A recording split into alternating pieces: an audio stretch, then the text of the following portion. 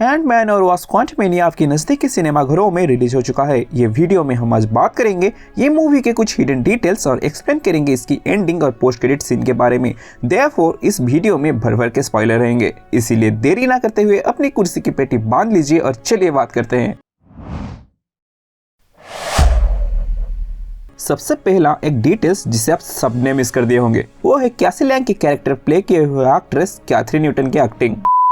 Number 2, Marvel की intro लोगों में हमें लोकी सीरीज से ही ह्यू रिमेन्स देखने को मिले। नंबर 3, जैनेट को जब कैंग की सच्चाई पता लगता है तो वो उसकी सीप की इंजन कोर को छीन लेती है और उस पे 4 पीम पार्टिकल के डिस्क को लगा देती है। और आप लोगों ने मार्क किया होगा कि नहीं, लेकिन जब एंटमैन उस बड़े से कोर में छलांग लगाता है तो वो भी 4 बार अपने रेगुलेटर को मोड़ता है। ये डिटेलिंग बहुत ही बढ़िया थी। नंबर 4, हमने देखा कि जब कैंग की सीप क्वांटम रियम में आता है, साथ ही 3 और सीप हमें देखने को मिला, जो कि हो सकता है उस सीप में 3 मेजर कैंग के वेरिएंट हो सकते हैं जो कैंग द कॉन्करर को एक्साइल कर देते हैं क्वांटम रियम में। नंबर 5, आज तक हमने जितने अलग अलग मूवी में हमने क्वांटम रियम देखा था और इस मूवी की क्वांटम रियम में इतना डिफरेंस क्यों है, इसका एक्सप्लेनेशन ये कहा जा सकता है कि एंटमैन 1 की मूवी में क्वांटम रियम को उतना डिस्कवर नहीं किया गया था। एंटमैन एंड वास्प की मूवी में जैनेट जब हैंक से क्वांटम रियम में मिलती थी तभी वो क्रोनोपोलिस जो कि कैंग का शहर था उससे बाहर मिलती है, जिसको हमने उस मूवी में स्पॉट भी किया था। तो क्वांटम रियम में अंदर कई सारे डायमेंशंस बन सकते हैं। एक तो ये शहर और जगह जहां बहुत से क्रिएचर रह रहे हैं, और एक उससे बाहर की जगह जहां हैंक और जैनेट एक दूसरे से मिले थे, और तीसरा है टाइम वॉर्टेक्स जहां एंटमैन सिर्फ 5 घंटे के लिए फंसा था और जिसका इस्तेमाल एवेंजर ने एंड गेम में किया था। नंबर 6, कैसी की पहला अपीयरेंस इस मूवी में जेल से निकलने के साथ हुआ, जो कि एक कॉल बैक सीन था उसके डैडी यानी स्कॉट लैंग की एंट्री एंटमैन 1 की मूवी में। नंबर 7, हमें इस मूवी में falcon and winter soldier series की ईस्टर एग देखने को मिला, जब कैसी आफ्टर ब्लीप सिचुएशन को लेकर लोगों को हो रही परेशानी कि कैसे लोग होमलेस हो गए हैं और गवर्नमेंट उनके लिए जुर्म ढा रही है, इस सिचुएशन की बात करती है और उसी प्रोटेस्ट के कारण ही उसको जेल हुआ था। नंबर 8, इस मूवी में थोड़ी ही सेकंड के लिए ही सही लेकिन जिमी ऊ का रिटर्न हमें देखने को मिला, ठीक उसी वादे के साथ जो एंटमैन 2 की मूवी में स्कॉट और उन्होंने लॉन्च का प्लान किया।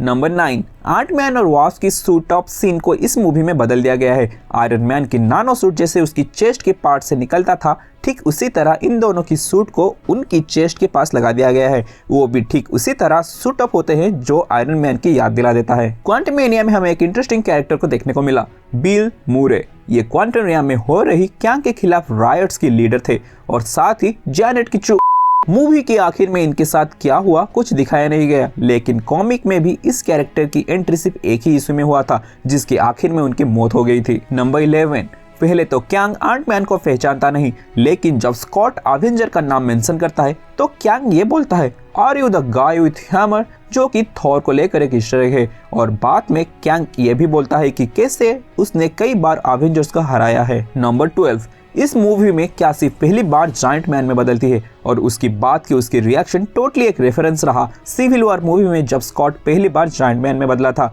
दोनों को जायंट मैन बनने के बाद ज्यादा ही भूख लगता है और नींबू खाने का मन करता है। नंबर 13, मिड क्रेडिट सीन में हम देखते हैं काउंसिल ऑफ कैंग जहां हजारों कैंग की वेरिएंट चीयर अप कर रहे होते हैं, जिनमें हमने एक स्क्रॉल को भी नोटिस किया। ये मार्वल की अपकमिंग सीरीज सीक्रेट इन्वेजन को लेकर एक ईस्टर एग हो सकता है। नंबर 14, पोस्ट क्रेडिट सीन में हमने और एक कैंग के वेरिएंट को स्पॉट किया जो कि है विक्टर टाइमली। ये भी कैंग द कॉन्करर होता है जो कि एवेंजर से अपना पहचान छुपाए हुए मैजिक शो कर रहा होता है, लेकिन ये पहली बार नहीं था जब हमने इस कैरेक्टर को देखा है। इससे पहले भी लोकी सीरीज में हमने ह्यू रिमेन्स की प्रोजेक्शन वाली सीन में इसे देख चुके हैं। नंबर 15, आखिरी हिडन डिटेल्स रही, स्कॉट लैंग एक ऑथर बन गया है जिसकी एक पॉडकास्ट चैनल भी है जिसके हिंट्स हमने मिस मार्वल की सीरीज में मिला था। स्कॉट की book look out for the little guy जिसे आप खरीद सकते हैं अमेज़न में सिर्फ $18 में। मूवी की मिड क्रेडिट सीन में हमने कैंग की 3 नए वेरिएंट्स आपस में डिस्कशन करते हुए देखने को मिले, जिसमें पहला था रामाटोट, दूसरा था स्कारलेट सेंचुरियन और तीसरा इमोटोस। इनके बारे में डिटेल्स में आपको अगर जानना है तो आप हमारी ये वाली सोर्स को चेकआउट कर सकते हैं, इसकी लिंक आपको नीचे डिस्क्रिप्शन बॉक्स में मिल जाएगा। खैर इन तीनों में स्कारलेट सेंचुरियन बोलता है एक्साइल्ड कैंग मर गया है, कहीं तुमने तो इसे नहीं मारा। वहीं दूसरा बोलता है नहीं, उसे तो एक एवेंजर ने मारा है।